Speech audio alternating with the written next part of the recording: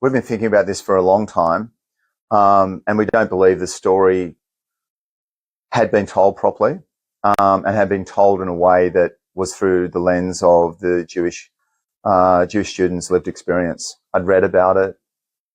We'd run stories, but actually to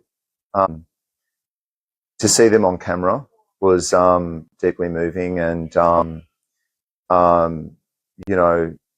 forced me to pause to reflect on things. And I think it does us all good to find moments to do that. The reason we wanted to devote resources to it, and it's a 6-month investigation, is that I think it's one of the stories of our times, one of the defining stories of our times. The most powerful lessons for us are stories. It goes back to the Bible from my perspective. The lessons that survive the passage of time, our rules for living, if you like, are most potent when they're told through the lens of a story. And so I'm looking forward to this week, because people are going to see the faces, they're going to hear the voices, and that's hard to ignore. That's hard to dismiss. I believe that there's been an infiltration of our institutions, and I think at the tip of the spearhead in terms of that cultish infiltration of ideology is on our university campuses. And as the documentary points out, hate is taught. Babies aren't born with hate.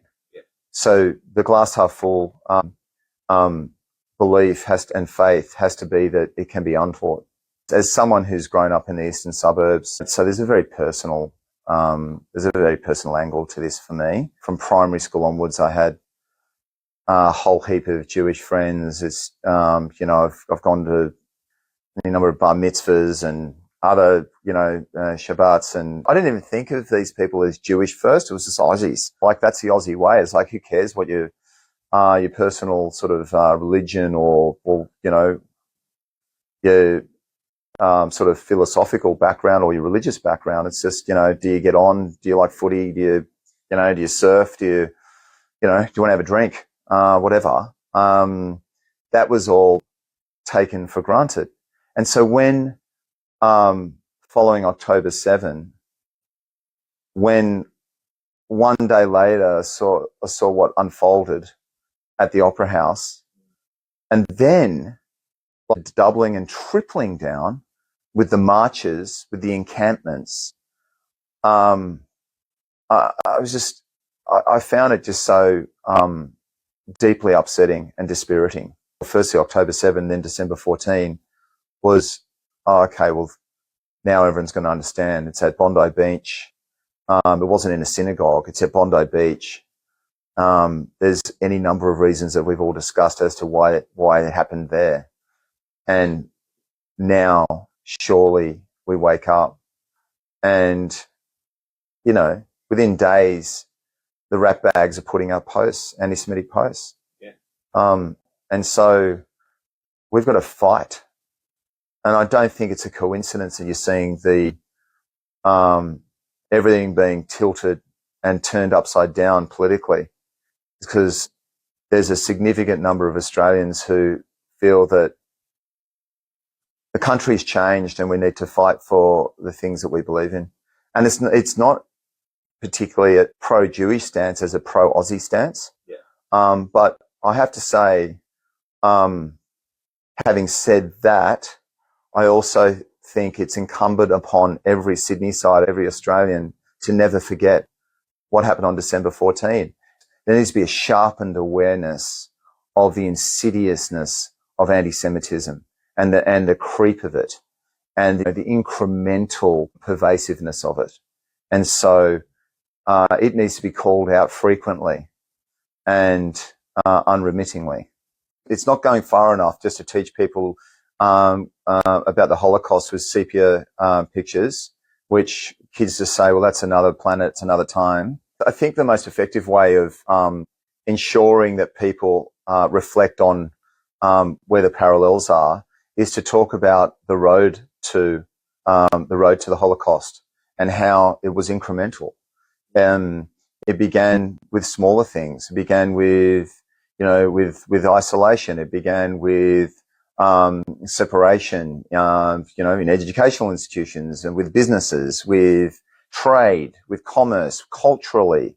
And then there were sporadic bursts of violence, and a legitimizing of expressions of hatred, a dehumanizing of Jewish people. All of these things are happening here in Sydney, all of them. And so, who are we?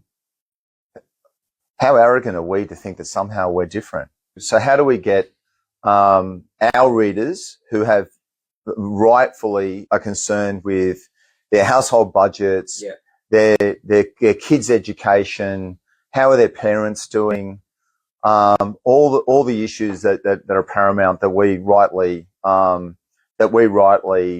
tackle. But why would they be interested in the plight of our Jewish community and the fallout from October 7 and December 14? Well, the expression, first they come after the Saturday people, then they come after the Sunday people. Yeah. I think that's where, to me, that sort of encapsulates the relevance. And I see that as our mission, in a sense of, which is, what I firmly believe, which is this isn't an attack purely on Jewish people, it's an attack on Australians and Australia. And if we walk past this, if we tolerate this, if we dismiss this, if we forget this, then pretty much we're writing our own demise. And so I see this as a crisis. This is a crisis of our nationhood that we haven't seen since Federation. Like I said, there's a personal angle to it. My grandfather was born Jewish, and his sister had two boys who were trying to get out of the Netherlands, cross the border. They got stopped by the Nazis, put on a train, they were dead within hours, murdered in Auschwitz. I don't know anything about them. I just know that because we went to a wedding like 25 years ago and I heard the story from their auntie. I've made that commitment to myself to explore that further and to find out more. Yeah. Because it is such a, it's so important. So I can't forget. And also I want to be able to pass down the stories. And like I said earlier, it's like the stories, they're the ones that stand the passage of time. So I need to find out mine.